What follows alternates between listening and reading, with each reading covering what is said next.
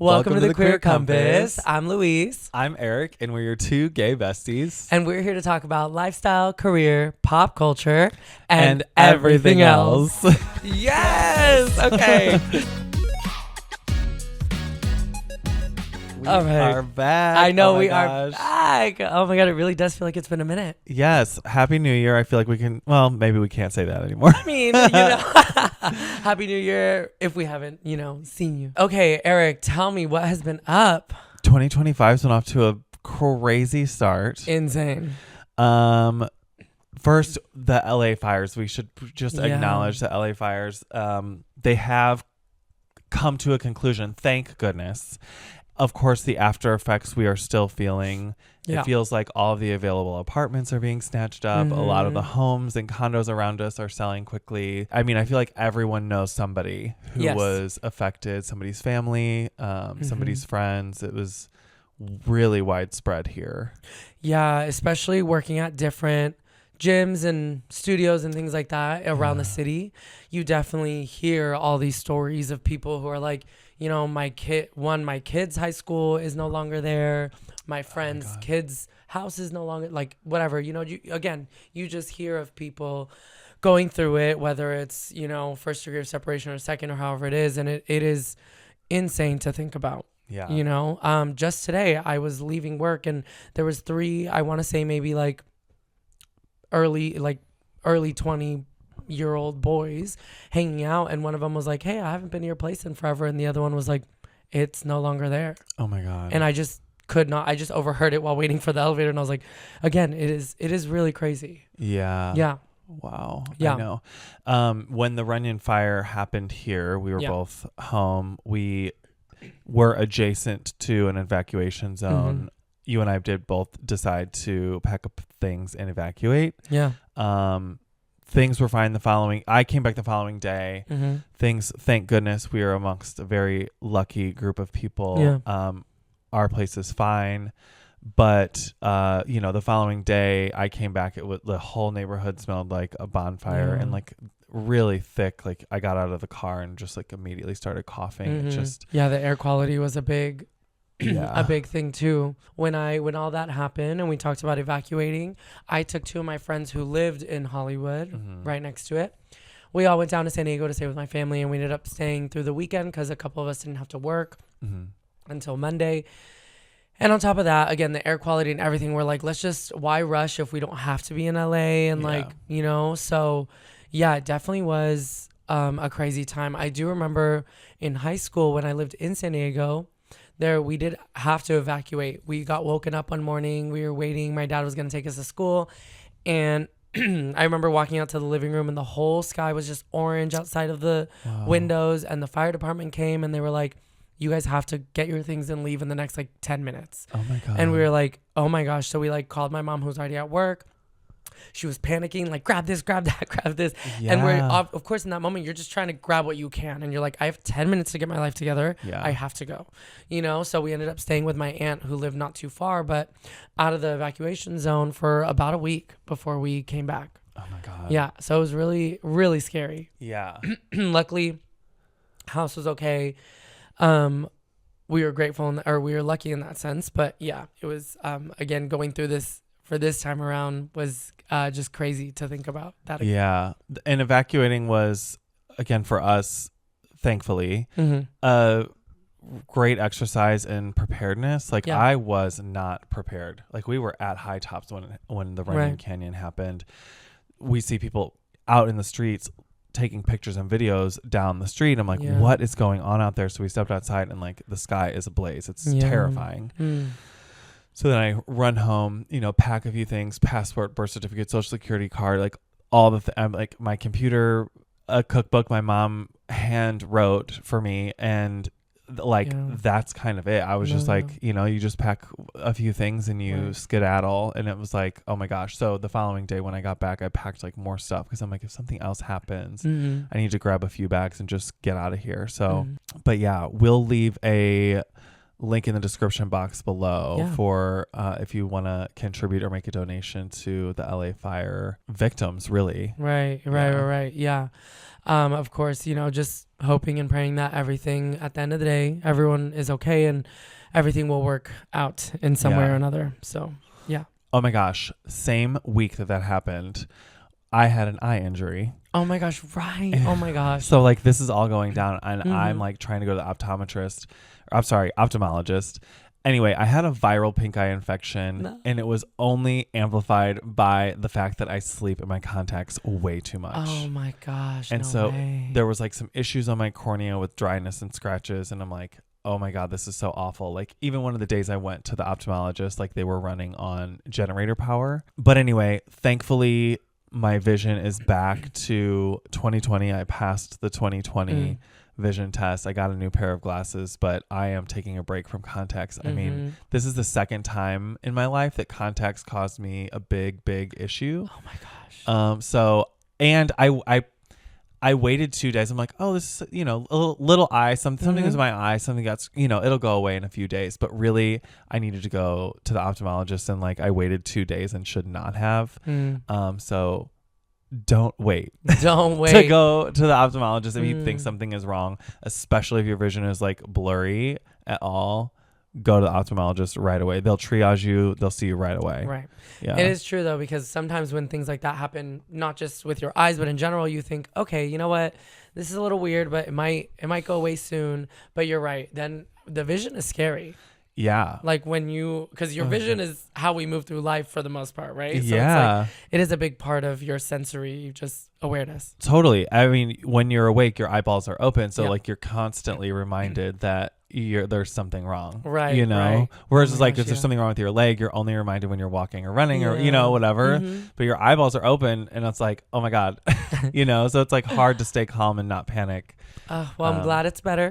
Thank God, yes. Yes. It's better. And the new glasses are looking great. Thank you. Yes. Thank you. I chose a different style this time around. I'm excited. I like it. Yeah. You said you got yours at Warby Parker, right? It was so freaking easy. Yep. I got my new ones there too. Did I had you? to get my replacements. And I went to Warby Parker. I went to the eye doctor, took my prescription, went there. They sent them. It was easy. So easy. It was so easy. And they were like, do you want help with sizing and fitting and style? And I was like, I'm just going to kind of look. I ended up picking one. They were like, where's your prescription? What's your email and phone number? $95. Literally. It was like the easiest thing ever. And not like crazy expensive either. No. Like for glasses. No. I remember when I was a kid, Clarkson Eye Care in Missouri, I will call them out because they are still freaking expensive. You waltz out of that ophthalmologist or optometrist and it's like $200, $300, sometimes $350, $400 for a nice pair of glasses. And I'm like, oh my God, they're not, I'm sorry, but they weren't even like Gucci or Prada. It was like Calvin Klein. I'm like, I'm sorry, but no. Yeah. Totally. Yeah. No, I agree. When I saw the prices, I was like, wow. And they are very cute. So I was like, oh, great. I love very nice. Yeah. So I'm excited. But how's your 2025 going so far? Also insane. It is like almost mid-February now, or pretty much. Every single weekend has been very, very eventful in one way or another. First weekend was my dad's birthday. Then the fires happened, so I ended up going back down to San Diego. Then it was my friend's engagement party. Oh, and then I was out of town because Fruit Punch, our dance group, had our first little travel trip gig. Oh yeah. Yeah. So we went to Arkansas for a week. Cool. For the Miss Gay America pageant. How'd it go? So good. It was so fun. We performed with a queen there that was competing. So we were her dancers. Shout out America Praise. And yeah, it was super, super fun. And it was just cool to see everybody come from all parts of the US, Cool. To like go to this national pageant. And we had seen America because she had done like the local pageant, the city pageant, the California pageant, and now she went to the national pageant. So it was cool to see everybody who had like made it this far. And it was they had it at a big theater. And I didn't realize that actually Little Rock, Arkansas has apparently a 10-year contract to host Miss Gay America. Oh wow. So every year it's kind of like the whole city knows it's happening. So as soon as we got there, everyone was just kind of like, everyone that we would encounter would kind of talk about the pageant or ask if we were a part of the pageant. It was funny though, because we're like the second we got out of the airport, we get into the Uber, And we're all just like, it's four boys in the Uber, and we're just like seated there. And then we're kind of quiet, and the driver just goes, "So which one of you is competing in the pageant?" And we were like, clocked. Okay. And I'm like, what? Like, what took it off? Literally, we're getting in, and we're like, "Hey, get in, girls." Yeah. We're like, I wonder how we knew. But it was just so silly. The day I got back from Arkansas, it was my best friend Mia's engagement party. Yes, that's right. Came home, dropped my bags off, went to the valley to go to that engagement party. Oh my God. Got back home, I was like, I'm so exhausted, but it was so fun, and it was nice seeing her and everybody. And then it was my nephew's first birthday, and then it was my best friend Brett's birthday, and then it was my birthday. Oh my gosh. So yeah, and then we did a little Palm Springs getaway for my birthday, which was really, really nice. Oh my God, so much celebrating. I know, so crazy. That's awesome though. Yeah. I know it's been fun, but it sounds exhausting, but I know it's like a lot of fun. It's all for fun. I'm definitely looking forward to after this weekend. Everything's going to be a lot more relaxed. Yeah, okay. So I'm looking forward to that. I'm like, yes. Oh my gosh. Speaking of like running and gunning, one of our friends works at ABC, and he was gracious enough to invite us to go along with him to Disney. Fun. So we went to Disneyland for a day, and I was like, okay, what kind of Disney person is he? Is he like open to close? Is he I'm gonna go for 3 or 4 hours? Like, and he said he was like, I'm totally down to go for rope drop, which is like the open time. And I was like, okay, this guy seems down. So we woke up at 5:30. Yeah. Left the house at 6, got there at 7, parks open at 8. And oh my gosh, it was so much fun. I don't get to go to Disney very often. And we just rode every ride we wanted to ride. And, we did the little lightning pass thing, just $20-something and totally worth it. And it was just, and then you like run into like little kids who are like meeting Winnie the Pooh for the first time, and they're like, their eyes light up. It's just so cool, No, I love that. Yeah, it's so funny because I also usually only go to Disneyland.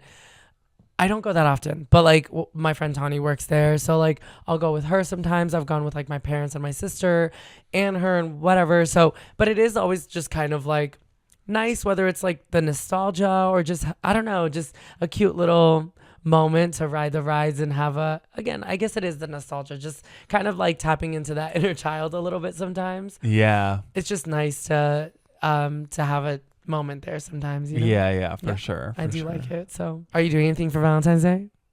I'm not doing anything for Valentine's Day. Yeah. We don't have any plans. Are you doing anything? Because I've been so go. I was talking to a couple friends, and I was like, hey, I kind of just want to chill, but like I'd love to hang out with like, my girls, my friends, whatever. So maybe just like a movie night. Yeah. I just feel like I need a moment to just rest. Yeah, I get it. It feels like that time for you. Like this many consecutive weekends have been so busy. It's been insane. Yeah. So yeah, but I'm excited for that. I just wanted to hang out with some friends and have a chill moment. So, oh my gosh, that's so great. Yeah. Have you been watching Drag Race? Oh my gosh, yes. Oh, me too. It is a good season. It feels like a strong group to me. Do you have any favorites that are like standing out to you? Okay.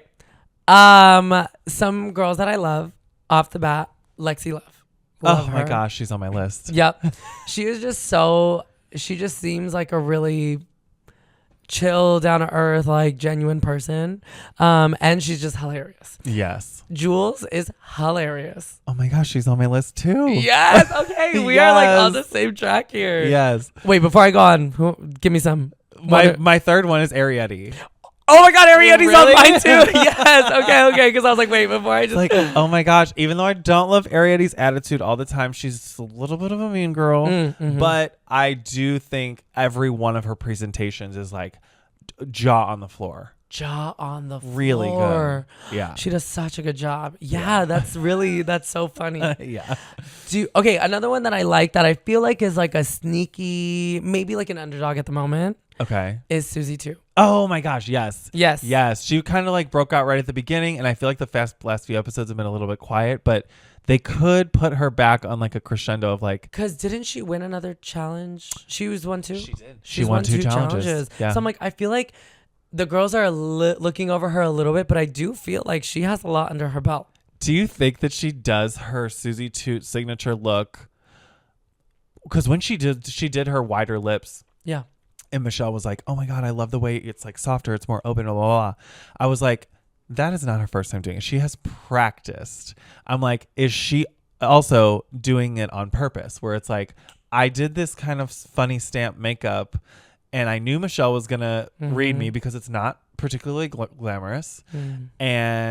But she had practiced the glam look and it was really glamorous and she's done it twice. Well, yes, I agree. She's done it twice, but also whether it's like a strategy or not, I feel like going into Drag Race, you know what's going to be expected of you. That's so true. So if she has been doing this look, her stamp, her signature look, then if I was her and she seems like a smart cookie, I feel like she was probably like, you know what? I'm going to have to know how to do a versatile, like makeup, to change it up. So I would have practiced too. Right. Yeah, totally. Know?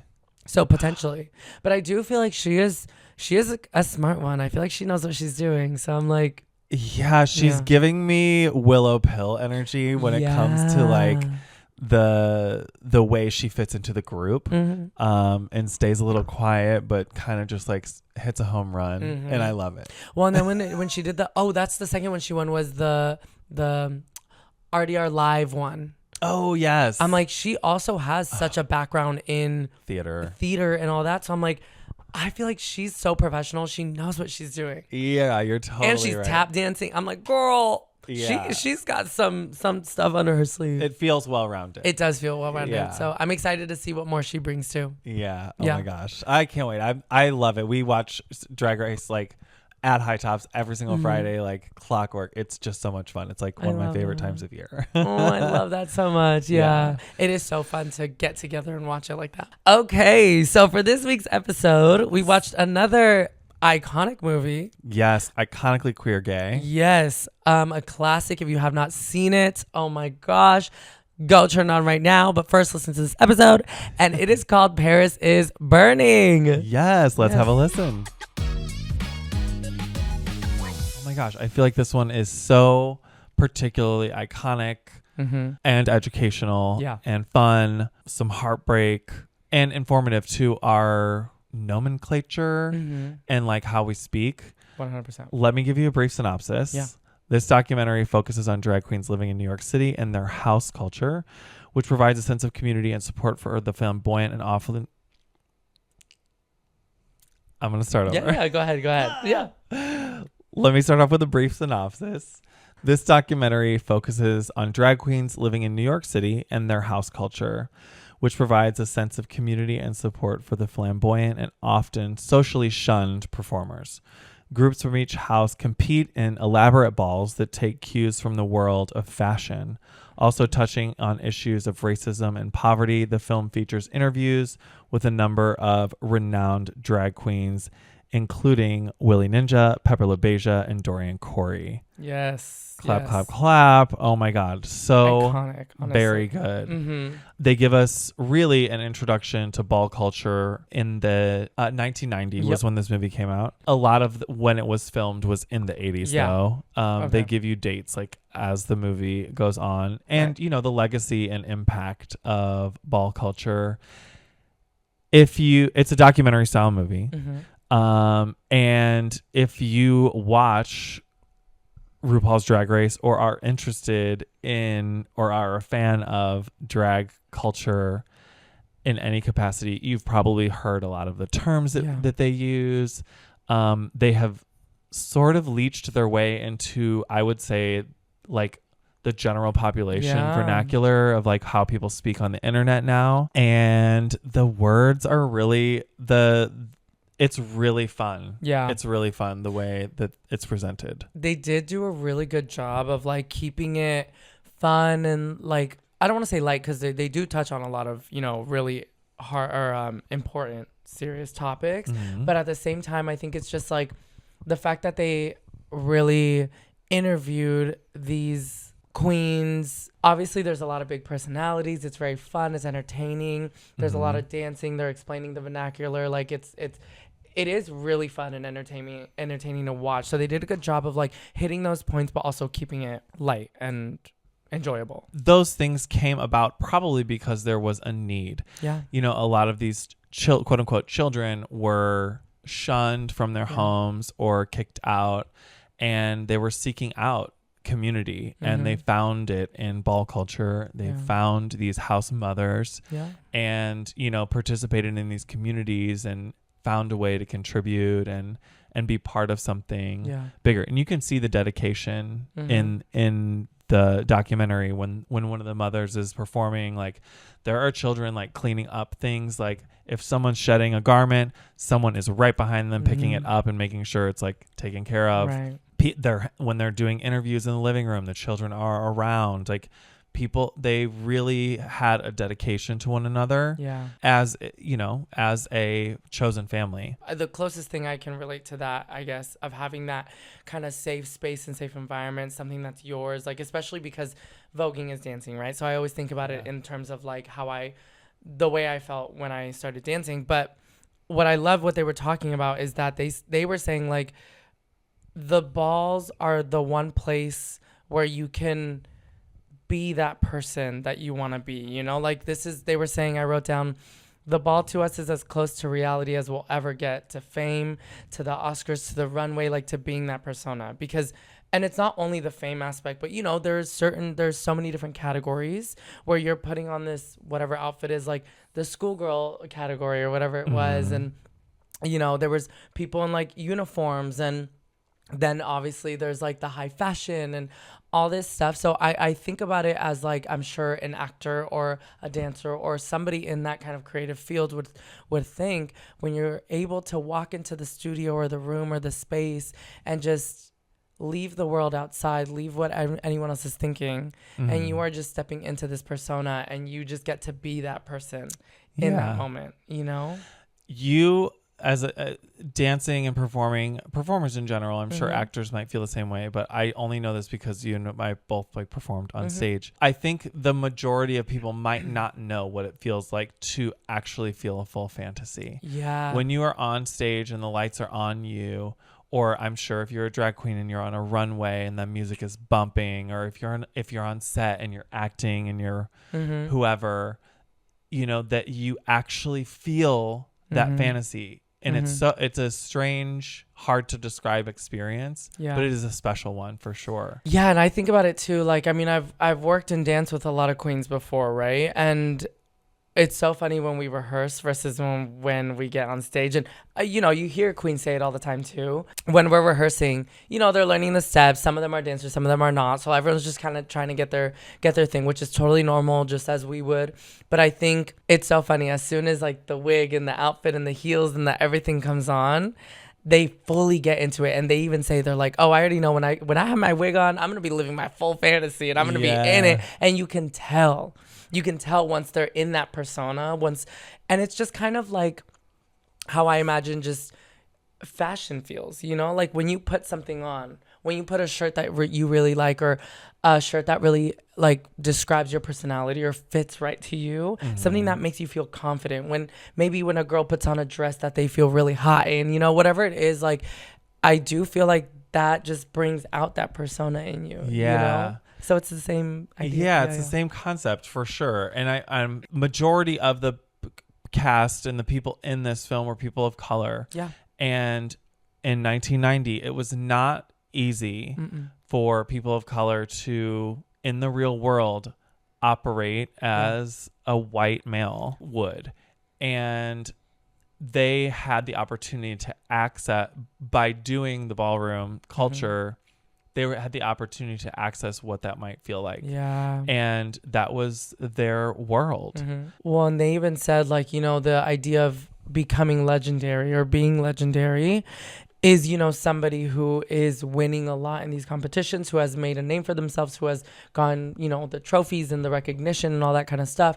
And they even said, they're like, for us, being legendary is like winning an Oscar. Yeah. Like that is what it is in our community, you know? You're respected, you're recognized, you're acknowledged in a way that you probably could never be in white America, you know, is what they were saying. Yeah. So that makes so much sense. And it's it's just one of those things where like you start to pour your heart and soul into something that is going to bring you that recognition and you know, that feeling of like, I have talent, I have skill, and it's being recognized. Right. Yeah, definitely. Yeah.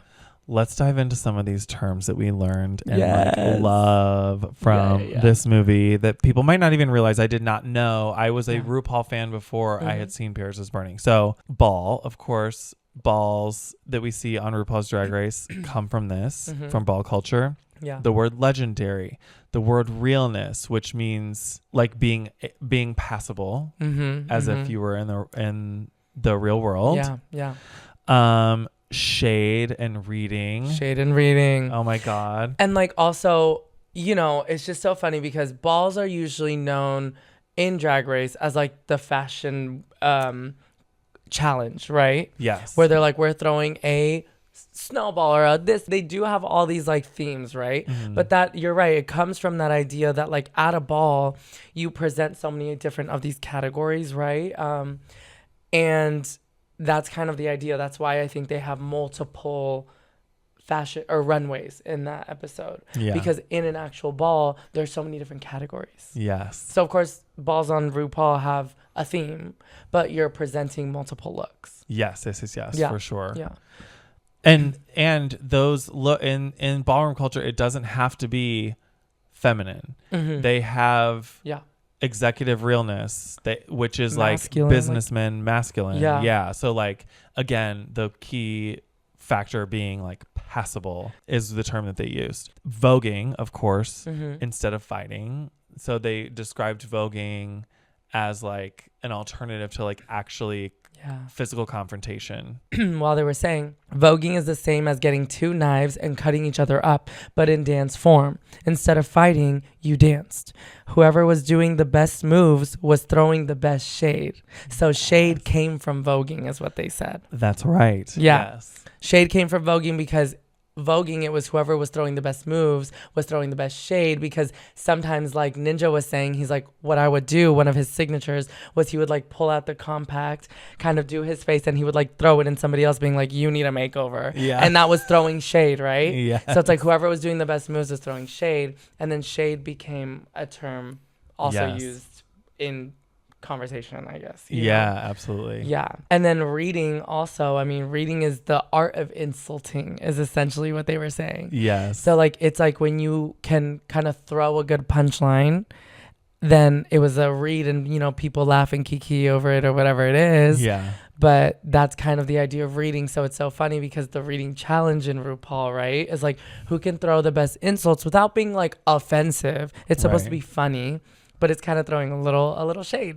Yeah. It's like a smart nod at like, hey, this is something you already know about yourself and that we all know about you, but here, let me highlight it like in a humorous way. Right. Yeah. I love that. Something you do with your friends, not as like an insult. Yeah. Exactly. To someone you like don't like. Right. Oh my gosh, the shade. No, I also love that voguing, I mean, quite literally came from Vogue, the magazine, right?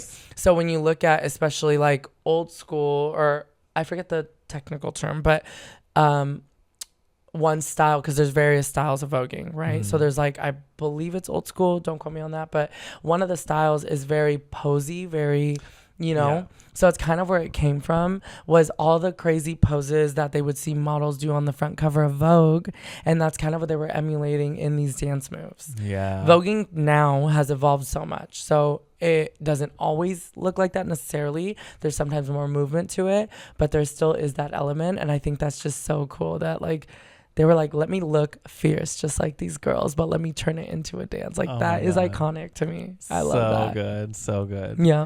Yeah, I mean, Willie Ninja even he taught classes at FIT. Yeah, he did. He would teach like modeling classes to girls how to like walk, like actual models, like how to walk. Yeah, I also loved one thing he said when he was saying like he wants to take his craft and voguing, he wants to take voguing worldwide. And he was like, you know, Ninja Japan. He's like, I want to take it to Japan. I want to take it to Paris, not just Paris is Burning, but the actual Paris. And I just think about it now. I mean, obviously there was Madonna Vogue, right? Like after that, she really she also helped bring that to mainstream. And like those dancers got to tour with her, and she wanted people from the actual ball scene and like that whole thing. And then I think about from then to now you have Beyonce's tour. She had a bunch of people in that community also representing and also dancing in her tour. And that was like the biggest tour today. You know what I'm saying? Like her and T Swift were going at him like the tour. But it's just so crazy to think about the fact that now, I don't know, just to see how far voguing and the ball scene has come. And now you have shows on TV. Right. Like I think it's called My House. And then there's another dance competition show called Legendary. Yes. Yeah. And like there's just I think it's so cool to see the scene grow now. Yeah.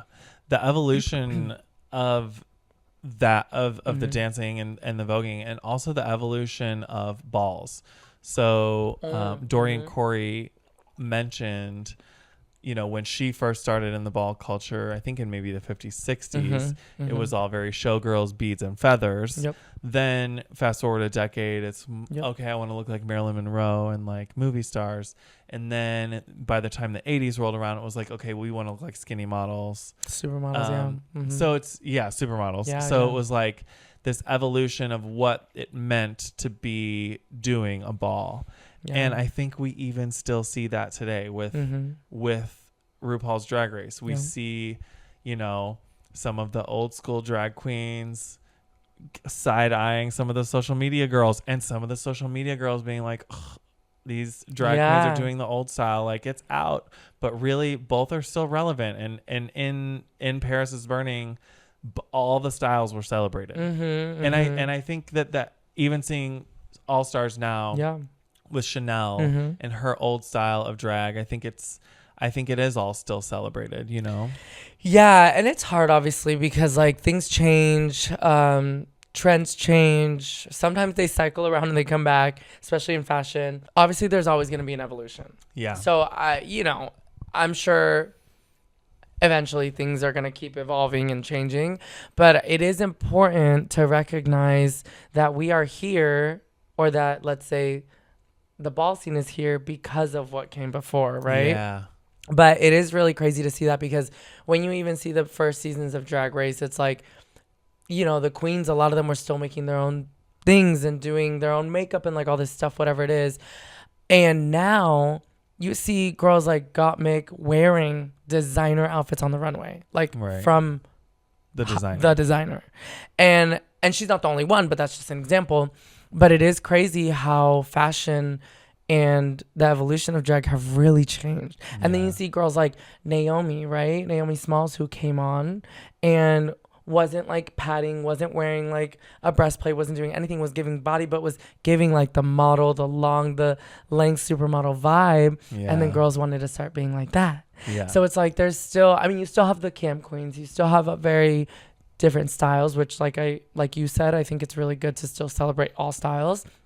But it is so insane to see how it has evolved, even in drag, what we've seen, you know? Right. But yeah, like there's the whole ball scene before that too. Yeah. And seeing which of those styles bubbles up to be, you know, snatching crowns. Right. You know, like sometimes it's a comedy queen, sometimes it's a campy queen, sometimes it's a look queen. Yeah. You know, we don't know. Like it's all different types. Yeah. Yeah. Because I think there's something, a lot of people, like even for, let's say, the look queens, they're like, oh, well, they're not going to be funny, or they're not going to do it. Right. Like they kind of start putting people in boxes. Yeah. But sometimes those girls will surprise you. Nymphia Wind. Right. Yeah. Yeah. And even like Violet, you know, Violet Chachki, like she was such a fashion girl, but also I think it's like what you do with what you have. Like she really changed the game in terms of fashion on Drag Race, you know? Yeah, for sure. So I think that really was already like revolutionary to the point where it's like, well, you deserve that win, you know? Yeah. Absolutely. Oh my gosh. Yeah. Dorian Corey made a comment towards the end of the film about determining who you are and what your life looks like outside of the ballroom culture. So she talked about sort of the real world logistics of like, do you have some source of income to operate in the regular world outside of this? And she said that she had seen some examples of both, of people who, you know, really struggled to make it work. Some of the kids who had little side gigs and, you know, jobs on the side. some of them dangerous, dangerous ways of collecting money. And, you know, there was the girl, I can't remember her name, but she was like the aspiring model who went kind of down like a modeling path. And she really, you know, dug in her teeth there. Octavia? Is her name Octavia? I think it might be Octavia. Yeah. Okay. Yeah. But yeah, she was like working with a photographer towards the end of the film. I recognized it was hard, the hardships of doing this as an activity and it providing so much meaning to your life. And then also having to operate in the real world as well. Yeah, it's that idea. I think Dorian did say, like, in the ball scene, you start to get all this like acknowledgement and recognition for being somebody in that scene. But then in the outside world, you're somebody completely different. And it's like finding that purpose and finding out who you are outside of the ball scene, which I think can be hard. I mean, obviously, but again, I think about it like, let's say in one community in your life, you are somebody. But then in another community in your life, you're like, who am I? It's just in like a part of your life, you know, whether it's in your career, whether it's in your personal life. And then the opposite is kind of can be tough. You're like, who am I and what is my purpose in this part of my life? You know? And like Willie Ninja's hunger for growing and like his dreams for something bigger. He was doing both of the things. He's participating in ballroom. He's doing classes at FIT. He's doing runway things. It looks like he went to Japan and maybe Paris. Yeah. You know, like it looked like his hunger and drive expanded into the real world. He was in music videos. Right. You know? He was. Yeah. So yeah. I know. That's amazing. That's really cool. My last thing is like not super happy, but the documentary went through a few clips of what each of these characters really wanted. It was kind of like their Disney I Want song, about what they fantasized about, what they dreamed about, what their like hopes and dreams are for the future. The common theme was money. Yeah. It was like, I wish I had more. A lot of common themes of like fame, riches, spotlight, nice clothes and things, was a super common theme. Also recognizing that those people had a hard time with money as well. So that was like hard to, you know, a little bit hard to watch, but yeah, I do remember like Octavia in one scene, because she was one of those who was saying like, you know, the fame and she wants to be like a model and like the whole thing. But it's funny because then in another scene too, she was like, well, if money wasn't so important in this world today, she's like, I probably couldn't ask for anything more, you know? And she's like, but because it is, obviously you want it. Yeah. And I thought, I was like, that was so real. Right. Yeah. I know. Yeah. And like easy for us to say, right? Because we're, you know, what I would consider like middle of, you know, like we're comfortable here. So yeah. Totally. Absolutely. One thing that Pepper was saying how, you know, he never, I think because at that time, a lot of people thought that maybe drag queens all wanted to be women. Right. And he was like, I never wanted to be a woman. Like that was not my, you know, that was never my desire. And then he did make a comment which made me kind of sad, because he was like, some of these queens or girls want to be women. And he's like, but at the same time, they think that becoming a woman will help them get respected and treated better. And he was like, but women aren't always treated that great, you know? And he's like, so it's hard to see that. And I was like, man, that made me really, that kind of hurt, you know? Not hurt, but it just is unfortunate, because especially at that time, like women weren't valued much, you know? So good. Recommend. Only 1 hour and 20 minutes. Yeah. Easy watch. Yeah. And super informative, especially if you watch Drag Race. Yeah. Oh my God, that was so cute. I loved it. Did you love it? Yes, I loved it. No, honestly, it was so fun watching that one. What has been on your music radar? I have a whole album. Do you? I have a whole album. Stop. That's so funny. My recommendation this week is an album. No way. Yes. Oh my God. Okay, we are like in the same zone right now. Okay, my album. Well, yeah, my album is Bad Bunny's new album. Is it so good? It's so good. Like I was literally going through it being like, okay, maybe I'll say this song. I'm like, no. I have to, like, the whole album is so good. Oh my God. It has like also like hills and valleys. It's very emotional. He says it's like a love letter to Puerto Rico. And it really is that, because it's very fun, vibey, dancey. Like it makes me want to like get up and dance. But then there's like one song that's called in English. It's called I Should Have Taken More Photos. And it's again kind of that love letter, you know? So I don't know. I just love it. I think it's a really, really good listen. Yeah. Oh my gosh. You're like the 100th person to say that. And like, yeah, I just see it on Instagram. People are just like in love with this album, and I've got to get into it. Amazing. If you haven't listened to it yet, 12 out of 10 recommend. Really? Okay. Yeah. I got to get into it. Okay, wait. What is your album? Access All Areas by Flo. Yes! Oh my gosh. Obsessed. I cannot stop listening. Well, first, I've been digging into Flo's catalog since you recommended it recently. Yeah. And I like their old songs too. Or old songs. They're like 2-3 years old. They're a new group, it seems. Yeah, they're pretty new. Okay. In My Bag, check Soft and Walk Like This. Yes. Oh my God. It's just so good. It's so good. I'm like, this is like had 3LW continued onward and like hit a home run. You know what I mean? Right. Or like have Destiny's Child had continued on or something. Like, oh, it's just so good. It feels like an updated now version of a great girl group. I love them. No, and that's what made me fall in love with them, was that sound and that vibe that they have. Yeah. And they do, I feel like, talk about it a lot. I've seen like clips and things, or I think even in one of their, I think they had like a intro song or something. I forget what album that was on or whatever. But Cynthia Erivo actually is that in this one? This is the album. Okay, yeah. And they mention all those girl groups, you know? Yeah. So I'm like, definitely, I think that's the sound and the vibe they're going for. And I am obsessed. It's really good. I can't stop listening to it. I'm like in my car, in my room, getting ready. Like it fits the moods. It makes me feel like I'm tapping into like 13 or 14-year-old Eric, and I'm like popping in Writings on the Wall by Destiny's Child. You know what I mean? Yes, absolutely. 100%. Yeah, oh my God, that's so awesome. I love it. So good. Yes. Don't forget to check out us on socials. The episode is available on YouTube in full, and we will see you next week. All right. See you guys. Thank you. Bye.